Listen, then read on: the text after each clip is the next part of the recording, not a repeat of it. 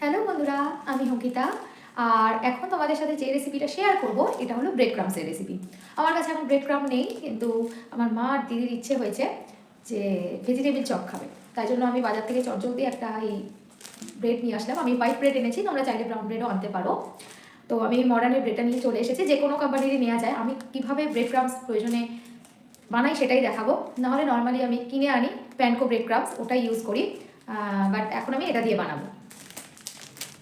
এই যে ব্রেডগুলো আমি নিলাম, এবারে আমি ব্রেডগুলোকে কাট করে নেব। তার জন্য প্রথমেই যেটা করলাম, এই যে একটা ব্রেড নেব, এটাকে আমি কেটে নেব বেশ কয়েকটা টুকরো করে। এই যে একটা নাইফ নিয়েছি, নিয়ে আমি জাস্ট এমনি এই মাছ বরাবর করে কেটে নেব।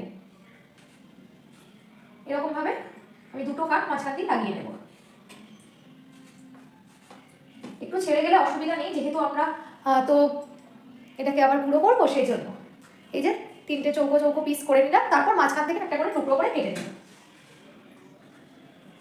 এই যে এরকম সাইজের পিসগুলো হবে, এইভাবে সবকটা আমি কেটে নেব।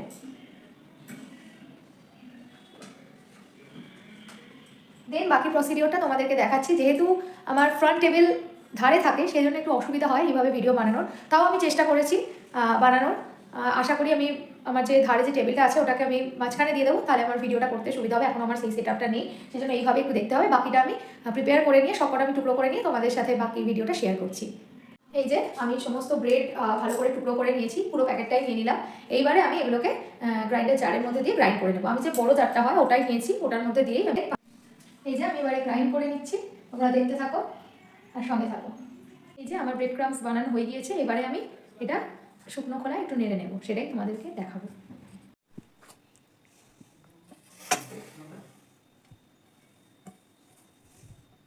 এই যে আমি কড়াইতে দিয়ে দিয়েছি সমস্ত ব্রেডের যে গুঁড়োগুলো আছে এইগুলোকে। এবারে সামান্য আমি হলুদ দিলাম।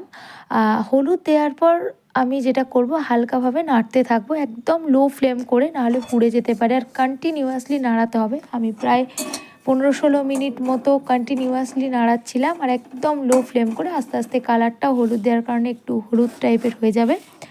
আর হ্যাঁ, অনেকেই এই স্টেজে ছেড়ে দেয়, মানে ব্রেড ক্রামস হয়ে যায়, কিন্তু আমি ঠান্ডা করে কিছুক্ষণ রেখে দিয়েছিলাম। এই এয়ারটাইট কন্টেনারটায় তোমরা বেশ কিছুদিন সংরক্ষণ করতে পারো। দেন আমি আবার গ্রাইন্ড করে নিয়েছিলাম, কারণ একদম ডাস্ট ব্যাপারটা যদি না আসে তাহলে ঠিকমতো কোটিং হয় না, সেই জন্য।